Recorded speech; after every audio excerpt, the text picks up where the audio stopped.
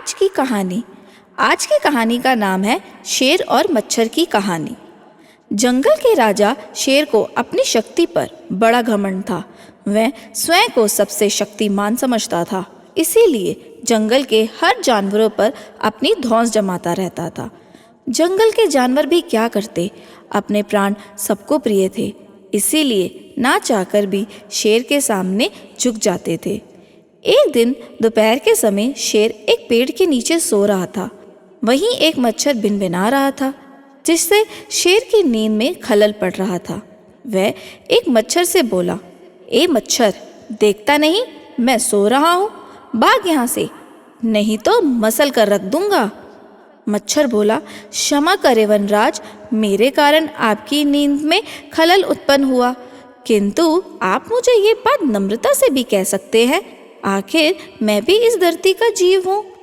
अच्छा, तो तू छोटा सा मच्छर मुझसे जुबान लड़ाएगा? और क्या गलत कहा मैंने?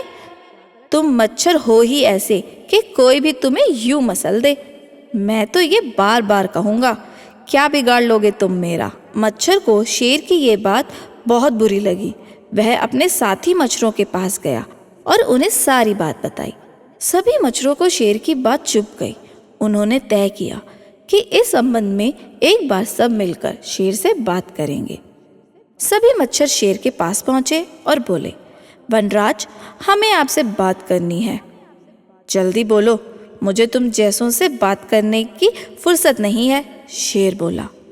वनराज, आप होंगे बहुत शक्तिशाली, किंतु इसका अर्थ ये कतई नहीं कि आप अन्य जीवों और प्राणियों का मजाक उड़ाएं या उन्हें नीचा दिखाएं।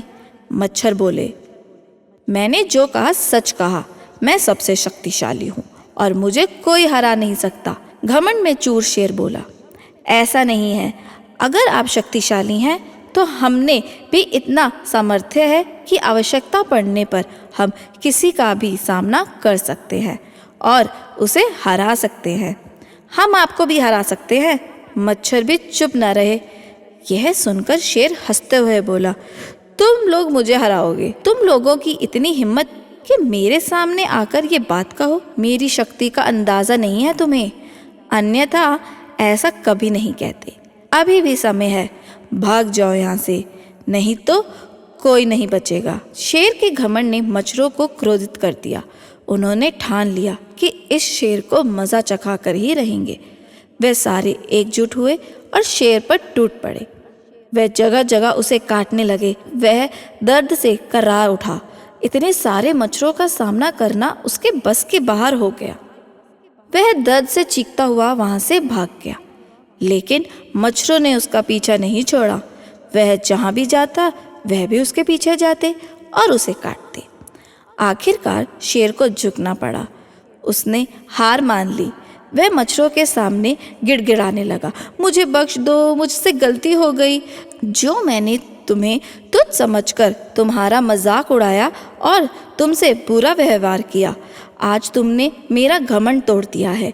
अब मैं कभी किसी को नीचा नहीं दिखाऊंगा। मच्छरों ने शेर को सबक सिखा दिया था, इसीलिए उन्होंने उसे काटना बंद कर दिया। वह बोले, घमंडी का घमंड कभी ना कभी अवश्य टूटता है। आज तुम्हारा टूटा है, घमंड करना छोड़ दो, अन्यथा एक दिन ये तुम्हें ले डूबेगा। और कभी किसी प्राणी को नीचा मत समझो, हर किसी का अपना सामर्थ्य और शक्ति होती है। शेर तौबा करते हुए वहां से भाग गया। इस कहानी से हमें क्या शिक्षा मिलती है? इस कहानी से हमें यह शिक्षा मिलती है कि हमें अपनी ताकत पर कभी भी घमंड नहीं करना चाहिए।